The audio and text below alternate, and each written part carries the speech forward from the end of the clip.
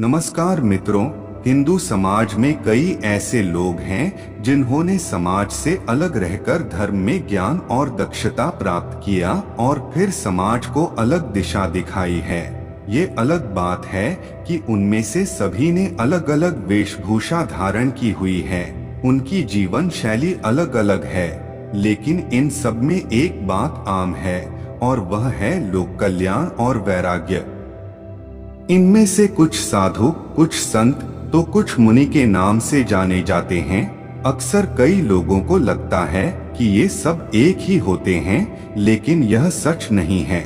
इन सब में अंतर है, तो चलिए समझते हैं कि साधु, संत और मुनि में क्या अंतर है। मुनि वह है जो मनन करे।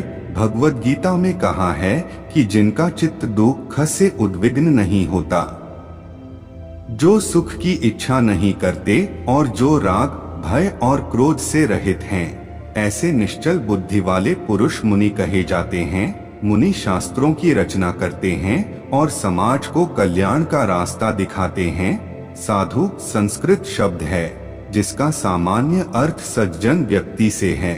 ऐसा व्यक्ति जो 6 प्रकार के विकार, काम, क्रोध, लोभ, मोह, मद और मत्सर का त्याग कर देता है।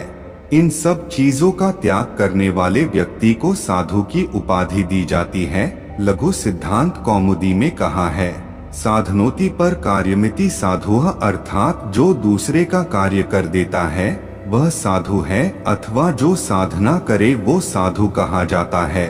साधु होने के लिए विद्वान होने की जरूरत नहीं है, क्योंकि साधना कोई भी कर सकता है। साधु, जिन्हें हम सन्यासी के नाम से भी जानते हैं, इनका मूल उद्देश्य समाज का पथ प्रदर्शन करते हुए धर्म के मार्ग पर चलकर मोक्ष प्राप्त करना है। साधु सन्यासी गण साधना, तपस्या करते हुए वेदोक्त ज्ञान को जगत को देते हैं और अपने जीवन को त्याग और वैराग्य से जीते हुए ईश्वर भक्ति में विलीन हो जाते हैं। मत्स्य पुराण के अनुसार संत शब्द की निम्न परिभाषा है, ब्राह्मणा श्रुति शब्दाश्च देवाना व्यक्तमूर्तये संपूज्या ब्रह्मणा हेतास्तेन संतः प्रचक्षते।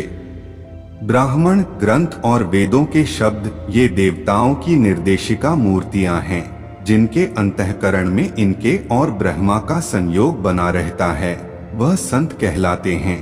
हिंदू धर्म में संत उस व्यक्ति को कहते हैं जो सत्य आचरण करता है तथा आत्मज्ञानी है। इसलिए हर साधु और महात्मा संत नहीं कहलाते हैं। इस प्रक्रिया में जो व्यक्ति संसार और अध्यात्म के बीच संतुलन बना लेता है वह संत कहलाता है। जैसे पूज्य संत शिरोमणि गुरु रविदास, संत कबीरदास, संत तुलसीदास ये भजन कीर्तन भी करते हैं। तो भाइयों बहनों, आज के लिए इतना ही।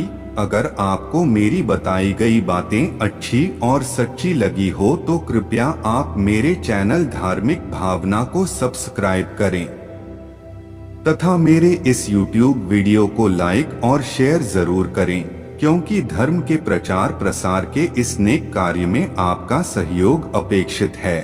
अगर इस विषय पर किसी का कोई भी सुझाव या सवाल है तो वो मुझे YouTube कमेंट बॉक्स में जरूर लिखें। मुझे आपके संदेश का इंतजार रहेगा। तब तक के लिए धन्यवाद।